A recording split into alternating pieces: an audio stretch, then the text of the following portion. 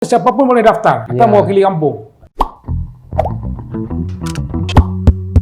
Soal pendidikan tahfiz Quran di Banda Aceh, sebagaimana kita ketahui, daerah kita Aceh, Provinsi Aceh memberlakukan syariat Islam.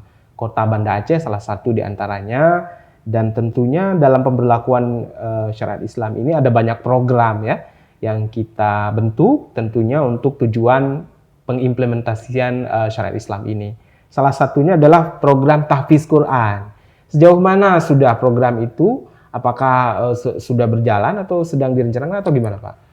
Kalau kita lihat dalam konteks Banda Aceh, itu selama ini sebenarnya program tahfiz Quran itu sudah menjadi sebuah program daripada pemerintah sekarang, yaitu juga tersinergiskan dengan visi misi wali kota Banda Aceh sekarang, yaitu Banda Aceh Gemilang dalam bingkai syariah.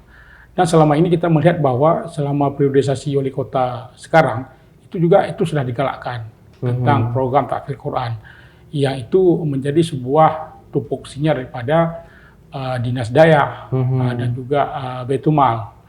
Tapi saya pikir bahwa selama ini kita juga belum memiliki regulasi terhadap bagaimana pendidikan tahfiz Quran ini menjadi sebuah kegiatan dan program ikonnya Banda Aceh.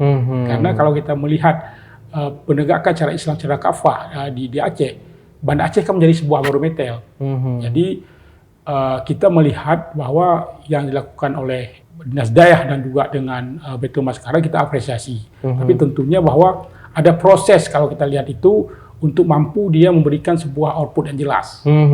Jadi kita dari Komisi 1 tahun ini itu telah menginisiatifkan tentang rancangan kanun, yaitu kanun pendidikan tahfiz Quran. Kenapa kami berasumsi dan juga menjadi sebuah latar belakang kami mencoba mengajukan itu, karena kami pikir bahwa ini harus betul-betul menjadi sebuah ikon, dan juga ini harus dikemas secara sistematis sehingga jelas inputnya, jelas prosesnya, jelas outputnya, dan juga jelas outcome-nya, sehingga Banda Aceh harus menargetkan ada target luarannya target luarannya. Contoh seperti ini, misalnya satu desa satu tahfiz Quran, katakan seperti itu. Dan mereka dari proses awal itu yang pertama. Jadi dalam kanun ini ada beberapa hal yang menjadi substansi muatan kita lahirkan di situ. Yang pertama adalah pendidikan tahfiz. Pendidikan tahfiz ini merupakan sebuah pendidikan yang memberikan nuansa Islaminya kepada seluruh masyarakat Banda Aceh untuk mereka mampu mengenyam pendidikan tahfiz Quran. Yang kedua adalah tentang dibiayai-siswakan. Pembiayaan beasiswa diberikan. Setelah itu ada pembinaan, setelah itu peran serta masyarakat. Habis itu pendidikan rumah tahfiz Quran itu penting, milik kota Banda Aceh. Kalau yang selama ini sudah ada, kan ada yang dari swasta, mereka sudah berjalan, itu bagaimana, Pak? Semuanya hari ini kan Banda Aceh kan semua mensubsidikan terhadap contoh misalnya program Baitul Mal.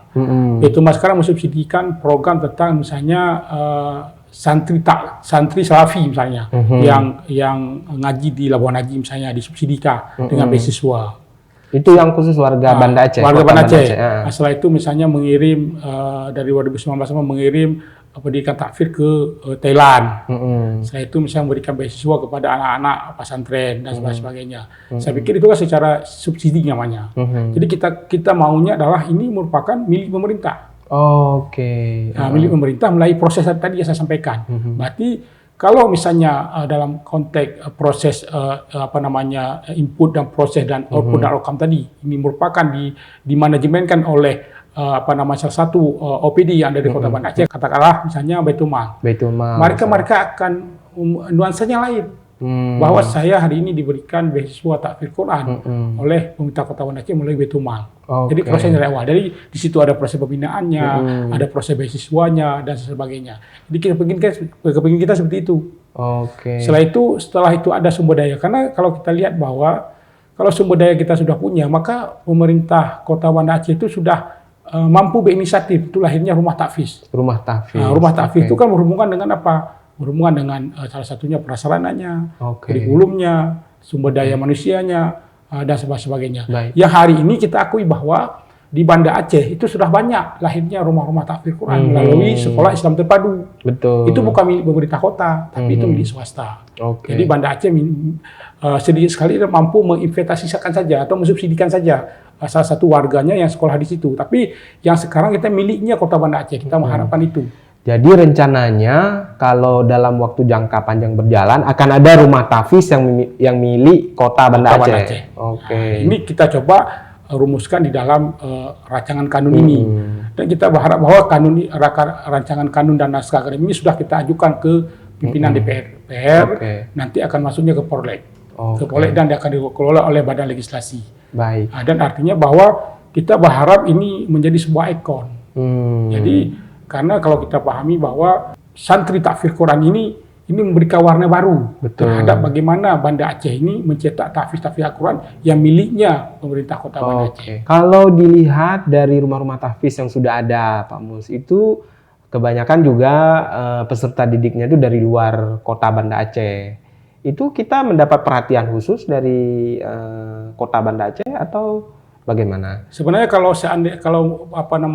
beasiswa tahfidz Quran diberikan sekarang seperti awal saya sampaikan bahwa hari ini Baitul Mal yang merupakan sumber daripada ZIS, zakat infak sedekah ini memberikan subsidi atau beasiswa kepada santri-santri tahfidz Al-Quran, baik dia salafi tadi dan juga kepada santri-santri yang di tahfidz Quran, contoh misalnya di Madrasah Ummul Quran, misalnya di Insan Qurani, mereka berikan, tapi kan sifatnya kan beasiswa subsidi, ya kan? Tapi proses rekrutmen awal ini bukan dari yang dikelolakan oleh pemerintah Kota Banda Aceh, tapi kita berharap bahwa ini dikelola oleh pemerintah Kota Banda Aceh, sehingga kemanapun nanti jenjang pendidikannya itu terserah Kota Banda Aceh, apakah keluar Pulau Jawa atau misalnya ke Madrasah Ummul Quran yang ada kita di Aceh, katakanlah misalnya seperti tadi, misalnya ada Madrasah Ummul Quran di Pagarai, misalnya ada Insan Qurani di Sibrek, misalnya ada Fauzul Kabir di Aceh Besar. Jadi artinya bahwa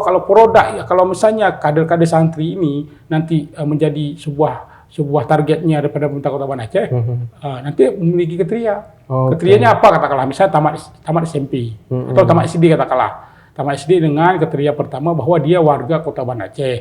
Yang kedua, dia sudah mampu menghafal Al-Quran 2 juz atau 1 juz minimal. Jadi setelah itu misalnya siapa saja, kita nggak pilih situ kaya dan miskin, tapi siapa saja yang memiliki kriteria itu, mereka diberikan kesempatan nantinya oleh pemerintah untuk mereka mampu melanjutkan jenjang pendidikan. Setelah itu katakanlah misalnya nanti mereka setelah tamat SMP, misalnya kita juga ke SMA. Jadi setelah SMA mereka bisa pilih nanti. Misalnya menjadi seorang TNI tahfidz Quran. Iya. Polisi tahfidz Quran. Jadi spesial dia, Pak Mus. Bioklat tahfidz Quran. Jadi kita punya nih. Setelah itu kita berharap bahwa kalau program ini berjalan, di tengah perjalanan mereka pendidikan kita kampanyekan lagi. Kan ada puasa misalnya, bulan-bulan puasa. Mereka suruh imam di seluruh 9 kampung yang ada di Kota Banda Aceh. Setelah itu mereka menjadi kultum, termotivasi bahwa kami hari ini merupakan program tahfidz Quran pemerintah Kota Banda Aceh. Saya pikir itu kan membanggakan kita. Luar biasa. Nah, itu. Betul. Oke, mereka yang sudah direkrut menjadi peserta tahfidz Quran, misal suatu waktu mau masuk sekolah tertentu, misalnya sekolah kedokteran, kan dalam pemikiran kita orang awam ini agak berat. Betul. Ada spesialisasi nggak? Misalnya ada kekhususan nggak untuk yang hafiz sekian juz nanti akan keistimewaan untuk diterima di sana di sini, ada rencana kayak gitu nggak? Tapi selama ini kita lihat di perguruan tinggi baik dua daerah ataupun di Banda Aceh sudah mulai itu merekrut tahfidz yang berpotensial. Ada jalur khusus ya? Ada dibuka jalur khusus itu. Itu kan lebih-lebih kalau kita pemerintah lagi kerjasamakan dengan perguruan tinggi. Misalnya perguruan tinggi UISU katakanlah, atau misalnya UPI atau Unsiah dan sebagainya. Bahwa kita punya sumber daya loh. Ini kita sekarang sudah punya calon mahasiswa tahfidz Quran 30 juz. Jadi tolong mereka difasilitasi agar mereka memudahkan masuk ke misalnya kedokteran, misalnya ke teknik dan sebagainya. Dan kita hari ini kan gayung bersambut. Contoh hari ini TNI dan Polri itu prioritas tahfidz Quran. Jadi ini kan merupakan sebuah langkah besar saya pikir yang harus disambut dengan program ini. Betul. Jadi kalau kita nggak siapkan sumber daya ini, tentunya ini kan akan menjadi terhambat di kriterianya tadi. Betul. Karena kami pikir bahwa kan setiap warga negara itu kan berhak mendapatkan pendidikan yang bermutu dan berkualitas kan. Itu menjadi menjadi sebuah amanah konstitusi saya pikir. Jadi artinya bahwa ini kesempatan ini kan nggak mahal sekali saya pikir. Kalau seandainya program ini mampu dijalankan. Jadi artinya Banda Aceh ini harus punya regulasi itu. Oke, sekarang setelah regulasi itu selesai, rancangan kanun nanti selesai, tahap selanjutnya mau gimana lagi nanti? Artinya bahwa ini sudah punya pedoman pemerintah kota. Misalnya diarahkan ke mana ini? Diarahkan ke Betuma katakanlah, atau diarahkan kepada dinas Islam, atau diarahkan kepada dinas daya, atau diarahkan kepada Biokesra untuk mengelola itu. Anggarannya, mengelola program ini. Programnya. Saya pikir kalau sumber daya kita lengkap. Contoh sumber daya seperti ini, misalnya hari ini Aceh, juga Banda Aceh itu punya ratusan tahfidz Quran lulusan Mesir. Jadi sumber daya itulah dari rekrut nanti menjadi guru. Katakanlah kalau kita mau dirikan rumah tahfidz Quran, setelah itu kita sediakan prasarana mereka. Jadi langkah awal saya pikir kita kan tes dulu ini. Tes dulu ya. Tes dulu, misalnya kita menargetkan 90 setiap desa itu satu hafidz Quran. Karena nggak banyak sekali mereka butuh itu.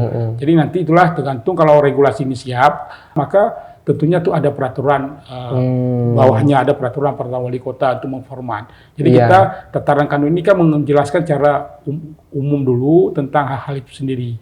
Dan tentunya juga kita dalam penyusunan kanun ini akan melihat beberapa aspek. Itu ada aspek filosofinya, yuridisnya, sosiologisnya dan sebagainya. Sehingga kita berharap yang lebih penting bahwa bagaimana rakan ini kan panjang nih prosesnya, karena membuat rakan itu tidak seperti membuat sebuah regulasi seperti Perwa, karena rakan ini juga perlu dukungan daripada praksi-praksi yang ada di DPR. Kalau kita target sekitar berapa lama lagi regulasinya bisa selesai nih Pak Mus? Tadi saya coba hubungi salah seorang ketua balik, mereka mengatakan bahwa di bulan 7 ini akan ditetapkan. Pertama penetapan dulu, setelah penetapan itu kan ada pandangan praksi, kita ada pandangan praksi semua 5 praksi kita DPR, masa saya.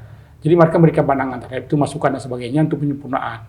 Nah, setelah itu baru nanti dibahas, habis itu ada tanggapan dari eksekutif dan sebagainya. Mudah-mudahan ini menjadi amalan semua kita ya, betul, Pak Mus ya. Betul. Karena bayangkan nanti akan banyak sekali tahfidz Quran yang turun ke segala juru bidang. Betul. Apakah dia di bidang pertanian, di bidang teknik, di bidang kedokteran, di semua bidang. Kalau birokrat ya, kalau semua SDM-nya sudah disusupi oleh para tahfidz ini, mudah-mudahan kita akan lebih berwibawa lagi gitu Pak Mus ya. Kita kan mulai semester baru itu bulan Juni ya, tapi dari Januari, Februari, Maret perekrutan itu sudah mulai. Bahkan jauh-jauh hari sebelum mulai uang pendaftaran segala macam itu sudah harus dibayarkan. Kalau rencananya yang Pemko Banda Aceh nanti kalau sudah berdiri, apakah seperti itu juga atau bagaimana sistem perekrutannya? Saya pikir bahwa ini kan itulah yang menjadi dinamika di Banda Aceh hari ini. Saya melihat bahwa rekrutmen terhadap siswa atau santri itu saling sulistan. Iya. Contoh misalnya Islam SD atau SMP Islam Terpadu, atau misalnya pesantren yang ada di Kota Banda Aceh. Mereka malahan mendahului dengan pemerintah SD, SMP, SD dan sebagainya. Saya pikir ini kan tidak boleh seperti itu, karena artinya bahwa sekarang walaupun sekolah Islam Terpadu dan juga pesantren ini memiliki kriteria khusus, tapi kan tidak boleh start ini saling mencuri. Artinya kita berharap ini harus disamakan. Artinya bahwa kalau kita lihat hari ini di Kota Banda Aceh, animo orang tua itu lebih bersimpati atau lebih beragresif. Mereka itu menyekolahkan anaknya di Islam Terpadu. Karena mungkin kita melihat mereka memiliki format dan juga kurikulumnya, sumber dayanya itu mungkin berbeda. Jadi kita berharap bahwa kalau ini dibiarkan saling suristat, maka sekolah-sekolah umum yang pemerintah itu akan kosong. Betul. Nanti yang tinggal pun sisa-sisanya lagi Pak Mus ya. Karena kadang-kadang yang membuka di awal ini begitu pengumuman lulus sudah masa pembayaran dulu, DP ya. Tinggal pociding kita. Istilahnya orang kalau udah DP kan nggak mungkin cabut lagi ya. Jadi itulah mungkin ini harus ditertibkan menurut saya. Kalau di Kota Banda Aceh nanti gratis semuanya biayanya? Saya pikir bahwa kalau ini dari program pemerintah ini Karena di regulasi ini, di rencana karakan kita ini ada di situ tentang pembiayaan. Semua pembiayaan ini dibiayai oleh pemerintah. Itulah namanya beasiswa. Melalui APBK. Kan nggak banyak saya pikir. Kalau ini betul-betul mendapat dukungan dari semua pihak. Ya. Apalagi kalau saya dengar tadi, misal perekrutannya diwakilkan per desa ya. Apa mungkin keterlibatan daripada pemerintah desa misalnya untuk menseleksi? Saya pikir kan ada dua yang kita rencanakan di Rakan ini ada dua. Pertama adalah berikan mereka beasiswa dulu. Yang program di awal saya sampaikan bahwa misalnya target kita satu kampung satu tahfidz Quran. Jadi artinya siapapun boleh daftar atau mewakili kampung. Tapi itulah kriterianya harus melewati kriteria yang ditentukan oleh apakah dia peraturan wali kota atau diamanahkan dalam kanun ini sendiri, di Rakan ini sendiri. Nah, jadi siapa saja boleh asal dia merupakan masyarakat Kota Banda Aceh. Jadi setelah itu mereka misalnya setelah awal misalnya beasiswa tahfidz Quran ini kemanapun boleh. Ada program kerjasama pemerintah kota misalnya dengan Madrasah Umur Quran, misalnya dengan Insan Qurani, misalnya dengan Pulau Jawa juga boleh. Itu dibiayai mereka. Kita punya target. Kalau yang berkemampuan, saya lihat banyak juga orang tua yang tidak segan-segan mengeluarkan uang pribadi ya Pak Mus ya. Mungkin kalau untuk yang dibiayai oleh pemerintah nanti ada kriteria bahwa khusus untuk yang tidak mampu seperti itu? Saya pikir kalau kita ingin meningkatkan sumber daya, kita jangan pilih. Karena kan juga ada program lain pemerintah, misalnya program Betumal. Itu kan mereka kan punya kriteria, misalnya kurang mampu, yatim, piatu, kurang mampu dan sebagainya. Ini kita siapkan sumber daya yang berkualitas. Kita nggak pilih dia kaya, nggak pilih dia miskin. Tapi dia memiliki kriteria tadi itu, persyaratan awal.